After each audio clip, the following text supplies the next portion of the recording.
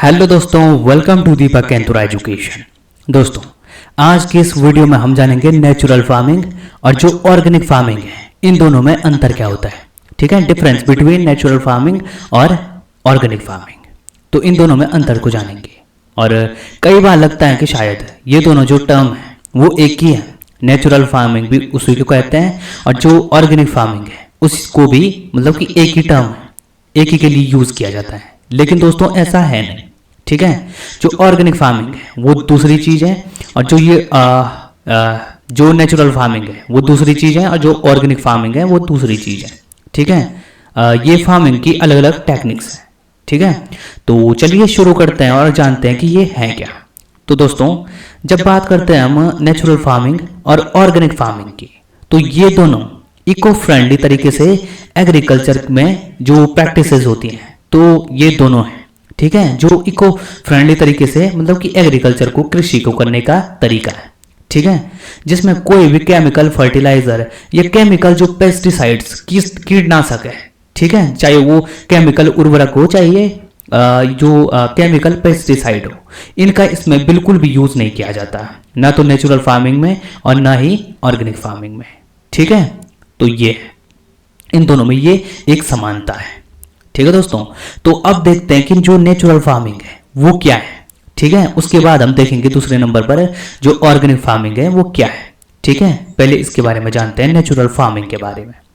तो सबसे पहले इसकी डेफिनेशन को देख लेते हैं। तो नेचुरल फार्मिंग एक ऐसा मेथड है कल्टीवेशन का, कृषि करने का एक ऐसा मेथड है। ठीक है, फसल को उगाने का एक ऐसा मेथड है जहां पर हम पूरी तरह से नेचर पर रिलाई होते हैं। ठीक है, मतलब कि पूरी तरह से प्रकृति पर हम निर्भर होते हैं नेचुरल फार्मिंग में। ठीक है, जैसे कि इसके नाम से भी आपको पता लग रहा है, नेचुरल फार्मिंग। ठीक है, इसमें कोई भी कृत्रिम या फिर यहां तक कि जो ऑर्गेनिक जो खाद फर्टिलाइजर वगैरह होते हैं तो उनको भी हम यूज नहीं करते। ठीक है, जो कृत्रिम जो केमिकल पेस्टिसाइड वगैरह जो भी है उनको, और जो ऑर्गेनिक जो खाद जैव उर्वरक है तो उनको भी इसमें यूज नहीं किया जाता नेचुरल फार्मिंग में। ठीक है, तो ये जैसे कोई बाहर से, जैसे कोई कंपनी में, ठीक है, कंपनी से मतलब कि जो उर्वरक वगैरह जो बनते हैं कंपनी में तो उनको भी इसमें यूज नहीं किया जाता। ठीक है दोस्तों, तो ये इसको इसमें क्या होता है कि जब हम किसी फसल को उगाते हैं तो वो पूरी नेचुरली उगाते हैं। नेचुरली मतलब बिल्कुल बिल्कुल मतलब प्राकृतिक तरीके से क्रॉप्स को ग्रो करते हैं। ठीक है, और इसमें ज़्यादा ह्यूमन का मतलब कि मनुष्यों का ज़्यादा इसमें हस्तक्षेप नहीं किया जाता। ठीक है, इसमें बिल्कुल हम जो क्रॉप होती है तो उसको बिल्कुल प्रकृति पर छोड़ देते हैं। ठीक है, उगने के लिए इसमें कोई भी मानवीय हस्तक्षेप इसमें नहीं किया जाता। ठीक है, और इसके कुछ प्रिंसिपल सिद्धांत हैं। ठीक है, सिद्धांत क्या है, इसमें कोई भी केमिकल्स या कोई भी जो ऑर्गेनिक फर्टिलाइजर है, ठीक है, यहां तक कि जो ऑर्गेनिक फर्टिलाइजर्स हैं तो उनका भी इसमें इस्तेमाल नहीं किया जाता। ठीक है, ना तो केमिकल्स ना तो ऑर्गेनिक फर्टिलाइजर्स। ऑर्गेनिक फर्टिलाइजर्स मतलब जैसे कंपोस्ट है, कंपोस्ट जो खाद होती है। ठीक है, ठीक है, और इसके अलावा जो वर्मी कंपोस्ट है, ठीक है, ये दोनों ऑर्गेनिकली मतलब कि ऑर्गेनिक तरीके से बनाए जाते हैं, तो इसका भी इसमें बिल्कुल इस्तेमाल नहीं किया जाता। किसमें? नेचुरल फार्मिंग में। ठीक है दोस्तों, इनका बिल्कुल भी इस्तेमाल नहीं किया जाता। ठीक है, इसको मतलब कि इसमें जो नेचुरल रिसोर्सेज होते हैं, जो हमारे फार्म, जो हमारे कृषि फार्म होते हैं, तो उन पर जो भी हमें अवेलेबल जो भी सामान होता है, ठीक है, मतलब कि जो भी खाद वगैरह वहां पर होती है, जैसे कि काऊ डंग हो गया, गोबर की खाद, ठीक है, जो काऊ यूरिन हो गया, ठीक है, गाय का मूत्र, और इसके अलावा जो वहां पर जो पत्तियां होती हैं, ठीक है, जो गाय बैल मतलब पशुओं के नीचे जो मतलब कि बिछावन के लिए जो पत्तियां होती है तो उनको भी इसमें खाद के लिए यूज किया जाता है। ठीक है, खाद और जो उर्वरक है तो उसके लिए यूज किया जाता है। कोई भी ऑर्गेनिक जो फर्टिलाइजर है या फिर जो केमिकल फर्टिलाइजर्स वगैरह है, पेस्टिसाइड जो भी है, तो उनका इसमें बिल्कुल भी इस्तेमाल नहीं किया जाता नेचुरल फार्मिंग में। ठीक है, चलिए आगे बढ़ते हैं और देखते हैं इसके बारे में और जो अलग अलग इसकी विशेषताएं।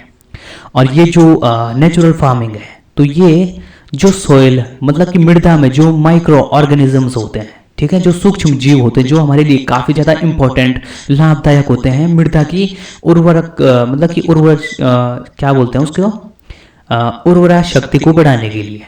तो ये ठीक है, तो ये इसको इनकरेज करते हैं, एनकरेज करता है। ठीक है, ये नेचुरल फार्मिंग। ठीक है, और इसके अलावा जो नेचुरल बायोडाइवर्सिटी है तो इसको भी एनकरेज करता है। ठीक है, इसको सपोर्ट करता है। ठीक है, चाहे वो मृदा में रहने वाले जो सूक्ष्म जीव हों या फिर नेचुरल जो बायोडाइवर्सिटी है। ठीक है, इसको प्रमोट करता है। और ये जीरो टिलेज और मल्चिंग को भी मतलब कि जो सोइल में सोइल की हेल्थ के लिए ये दोनों चीज, चाहे वो जीरो टिलेज हो या फिर मल्चिंग हो, तो इनको प्रमोट करता है। ठीक है, और सॉइल हेल्थ की रक्षा करता है। ठीक है, जो हमारी मृदा की जो स्वास्थ्य है उसकी भी रक्षा करता है। ठीक है, क्योंकि इसमें कोई भी केमिकल फर्टिलाइजर वगैरह कुछ भी इसमें यूज नहीं किया जाता, न कि मतलब कि जो पेस्टिसाइड्स हैं उनका भी इसमें यूज नहीं किया जाता, जो कीटनाशक होते हैं। ठीक है, इसको मतलब कि प्रकृति पर पूरा 100% ये डिपेंडेंट हो जाता है जब हम नेचुरल फार्मिंग करते हैं। ठीक है, अब बात करते हैं कि जो नेचुरल फार्मिंग है तो इसकी खोज किसने की थी। इसकी स्थापना की थी मसनोबु फुकियोको, ये हैं जापान के। ठीक है, जो जापान के ये थे, ये आदमी, ठीक है, ये इंसान, तो उन्होंने इसकी खोज की थी, मतलब कि इसकी स्थापना की थी। और इंडिया में इसको लोकप्रिय किसने बनाया, जो सुभाष पालेकर नाम के एक व्यक्ति है। ठीक है, उन्होंने जीरो बजट नेचुरल फार्मिंग के तौर पर इसको के रूप में इसको लोकप्रिय किया पूरे इंडिया में। ठीक है, तभी तो आपने कई बार नाम सुना होगा जीरो बजट नेचुरल फार्मिंग, ये भी इसको कहा जाता है। ठीक है, नेचुरल फार्मिंग को ही। ठीक है दोस्तों, और इसमें कई सारे मतलब कि जो खाद उर्वरक हैं उसका प्रयोग किया जाता है, मतलब कि नेचुरली तरीके से। ठीक है, इसमें कोई भी जो कंपोस्ट है, कंपोस्ट का इसमें बिल्कुल यूज़ नहीं किया जाता। ठीक है, बाकी जो काऊ मैन्योर है, मतलब कि गाय का जो गोबर है, पोल्ट्री मैन्योर हैं, जो पोल्ट्री से हमें प्राप्त होने वाली जो खाद हैं। ठीक है, और इसके अलावा जो ग्रीन मैन्योर है, हरी खाद वाली जो फसल है, तो इसमें मतलब कि इनको पोषण देने के लिए इनका प्रयोग किया जाता है। ठीक है, इसमें कंपोस्ट या फिर जो वर्मी कंपोस्ट है इसका बिल्कुल यूज़ नहीं किया जाता। ठीक है, और ना इसके अलावा जो केमिकल फर्टिलाइज़र है जैसे कि डीएपी, पोटास, ठीक है, ये यूरिया वगैरह, इसका भी इसमें मतलब कि बिल्कुल इस्तेमाल नहीं किया जाता। ठीक है, तो ये है, और इसमें कई तरह की प्रैक्टिसेस इसमें फॉलो होती हैं। ठीक है, जिससे कि मतलब खेती की जाती है। ठीक है, तो इसमें है सबसे पहले जीवामृत। ठीक है, जीवामृत, तो ये क्या है कि एक तरह का माइक्रोबियल कल्चर है। ठीक है, एक तरह की ये भी एक खाद है। ठीक है, जो कि बनाए जाते हैं किससे, काऊ डंग, गोबर की खाद, जो क्या बोलते हैं ये गाय का जो मूत्र होता है उससे, काऊ यूरिन, और जो गुड़ है, गुड़, और जो दालों का आटा होता है, दाल का आटा। ठीक है, तो इन सब कंपाउंड से बनाया जाता है ये माइक्रोबियल कल्चर। ठीक है, जिसको कहा जाता है जीवामृत। ठीक है दोस्तों, तो ये इसमें खाद के रूप में डाला जाता है नेचुरल फार्मिंग में। ठीक है, इसके अलावा कोई भी ऑर्गेनिक या कोई भी केमिकल फर्टिलाइजर का इसमें इस्तेमाल नहीं होता, जैसे कि हम पहले भी कह चुके हैं। अब मल्चिंग, मल्चिंग किसके लिए ये यूज़ करते हैं, ताकि जो सोयल है, ठीक है, सोयल में जो नमी की मात्रा होती है तो उसमें मतलब कि जो क्रॉप रेसिड्यूज, मतलब कि जो फसल अवशेष होता है, जो फसल जैसे कटती है तो उसके बाद जो उसका अवशेष बच जाता है, ठीक है, उसकी पत्तियां, टहनियाँ वगैरह, तो उससे जो सोयल होती है, सोयल हमारी मृदा, मिट्टी, तो उसको कवर कर देते हैं मल्च के रूप में। ठीक है, तो उसी को मल्चिंग कहते हैं। ठीक है, और वो क्यों करते हैं, ताकि जो मृदा की नमी होती है वो मृदा में ही बनी रहे। ठीक है, जो सूर्य की रोशनी होती है तो उससे वो उसका इवेपोरेशन ना हो, ठीक है, उसका वाष्पोत्सर्जन ना हो, तो इसलिए मल्चिंग इसमें इस्तेमाल की जाती है। ठीक है, इसके बाद है वाफसा। वाफसा, तो ये सॉयल के एरेशन के लिए, मतलब कि सॉयल में जो वायु होती है, हवा होती है, उसको बढ़ाने के लिए, ठीक है, उसको मेंटेन करने के लिए, और जो मॉइस्चर बैलेंस है, यानी कि जो मिट्टी में नमी है, ठीक है, तो उसको बैलेंस करने के लिए ये यूज़ किया जाता है वाफसा। ठीक है, और इसके अलावा अब देखते हैं इसके बेनिफिट्स, यानी कि इसके उपयोग कौन कौन से हैं। तो ये जो नेचुरल फार्मिंग है, तो इसमें हम बाहर का कोई भी उर्वरक, कीटनाशक, खाद वगैरह इसमें इस्तेमाल नहीं कर रहे हैं, ठीक है। कोई भी मॉडर्न टेक्निक इसमें यूज़ नहीं कर रहे हैं। तो इसमें इसकी वजह से काफ़ी लो इनपुट कॉस्ट इसमें आ जाती है, मतलब कि बहुत कम इसमें खर्चा होता है, ठीक है, इस वाली विधि में। इसके अलावा जो ये नेचुरल फार्मिंग है, तो ये सॉयल फर्टिलिटी को नेचुरली मतलब कि नेचुरली बढ़ाता है, काफ़ी इम्प्रूव करता है, ठीक है। जो सॉयल की उर्वरा शक्ति होती है, मिट्टी की उर्वरा शक्ति होती है, तो उसको प्राकृतिक रूप से इम्प्रूव करता है, बढ़ाता है, ठीक है। इसके बाद ये वाटर के यूज़ को रिड्यूस करता है। जितना मतलब कि हमें वाटर इसमें लगता है, मतलब कि और फसलों और टेक्निक से लगता है, तो उसमें इसमें जो वाटर का यूज़ है वो बहुत कम हो जाता है, ठीक है। वाटर अगर कम भी हो, पानी कम भी हो, तो भी हम फसलों को ग्रो कर सकते हैं, ठीक है। इसके बाद जो बायोडाइवर्सिटी है और जो इकोलॉजिकल बैलेंस है, ठीक है, तो उसको भी ये रिस्टोर करता है, ठीक है। तो ये हैं इसके फ़ायदे नेचुरल फार्मिंग के। तो दोस्तों हमने देखा है नेचुरल फार्मिंग, तो अब देखते हैं हम ऑर्गेनिक फार्मिंग क्या होती है, ठीक है।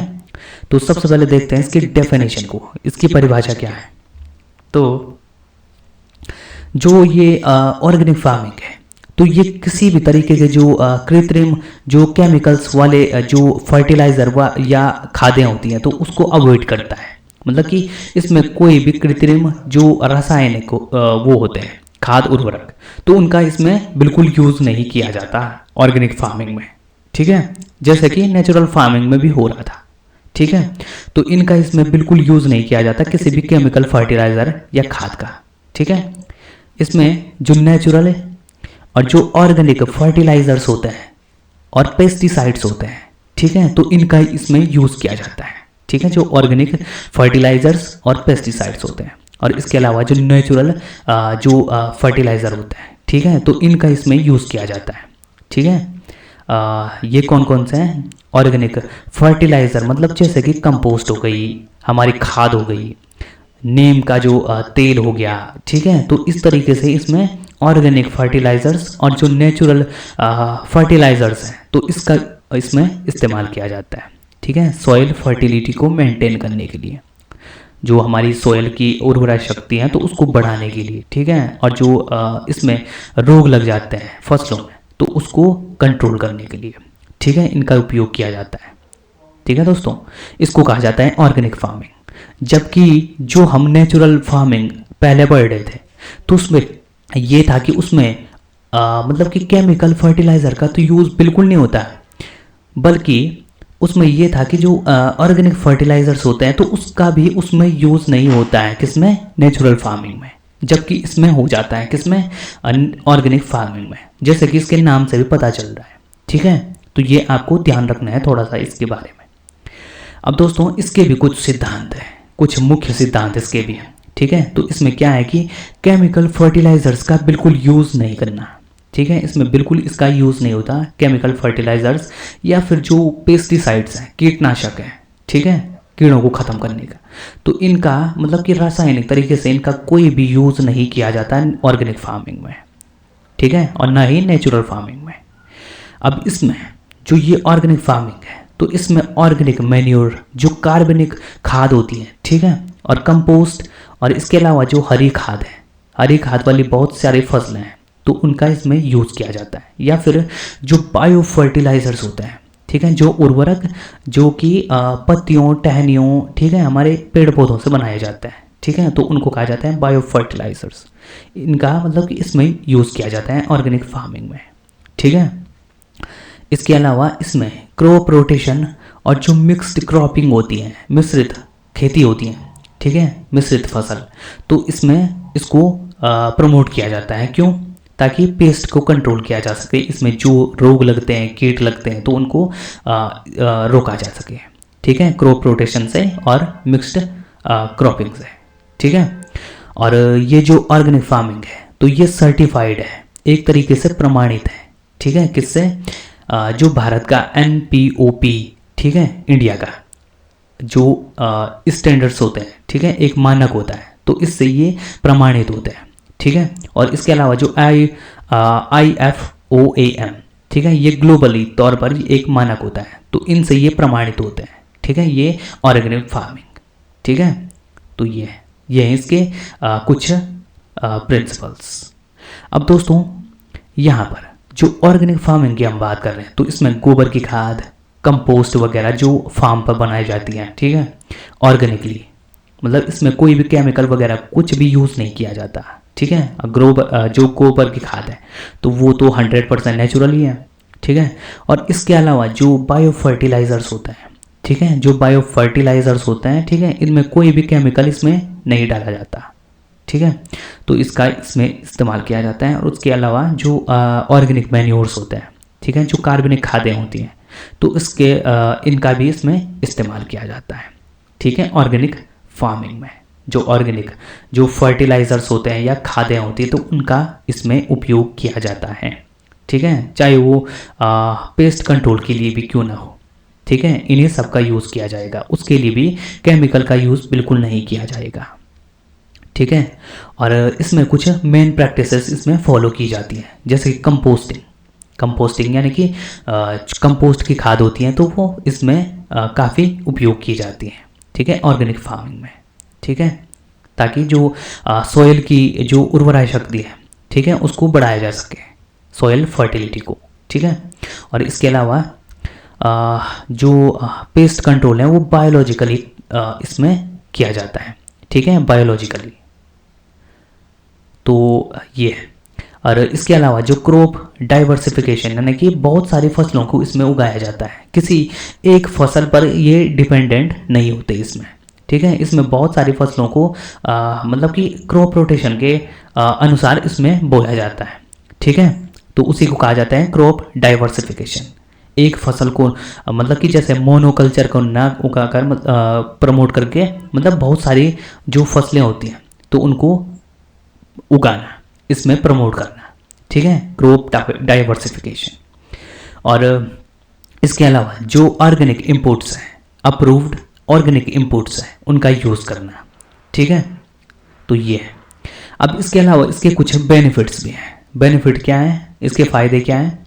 इसमें हमें पूरी तरह से जो फूड होता है, हमारा भोजन होता है, ठीक है, इनसे मतलब कि मिलने वाला, इनसे प्रोड्यूस होने वाला ये ऑर्गेनिक तरीके से, ठीक है, ऑर्गेनिक फार्मिंग से, तो वो पूरी तरह से सेफ होता है, ठीक है। इसमें कोई भी केमिकल का कोई भी अवशेष इसमें नहीं होता, ठीक है, क्योंकि ये ऑर्गेनिक तरीके से ये उगाया जा रहा है, इसमें कोई भी फसल है, ठीक है, तो उसमें कोई भी केमिकल का खतरा नहीं होता, ठीक है। तो ये, और ये क्या है कि जो ये ऑर्गेनिक तरीके से हम फार्मिंग करते हैं, तो इसमें सॉयल के जो सॉयल स्ट्रक्चर होती हैं, जो मृदा संरचना होती है, ठीक है, और इसके अलावा जो फर्टिलिटी है सॉयल की, तो वो भी इसमें इम्प्रूव होती है, ठीक है। और इसके अलावा ये सस्टेनेबल फार्मिंग इकोनॉमी को एनकरेज करता है, ठीक है, बढ़ाता है, ठीक है, ताकि सस्टेनेबल तरीके से खेती की जा सके, लंबे समय तक जो टिकाऊ खेती होती है उसको प्रमोट किया जा सके, ठीक है। और इस तरीके से ये प्रीमियम मार्केट, जो वर्ल्ड का प्रीमियम मार्केट है, ठीक है, बहुत बड़ा मार्केट है, तो उसका भी इसमें एक्सेस इसको प्राप्त हो जाता है, ठीक है, क्योंकि ये जो वर्ल्ड ग्लोबल लेवल पे जो मानक हैं, स्टैंडर्ड्स हैं, तो उनके द्वारा ये सर्टिफिकेशन मतलब कि इसको दिया जाता है, एक सर्टिफिकेट दिया जाता है, ठीक है, ये सर्टिफाइड होता है उनसे, चाहे वो इंडिया को या फिर पूरे वर्ल्ड का। तो ये है। तो आई होप दोस्तों आपको ये वीडियो पसंद आई होगी, और अगर आपको इन दोनों में अंतर समझ में आया, ठीक है, तो आई होप आपको ये वीडियो पसंद आई होगी और इन दोनों में अंतर समझ में आया होगा। तो जल्द मिलते हैं एक नई और इंटरेस्टिंग वीडियो में, तब तक के लिए जय हिंद, जय भारत।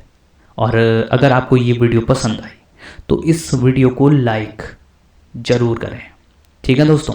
जल्द मिलते हैं आपसे एक नई वीडियो में, तब तक के लिए जय हिंद।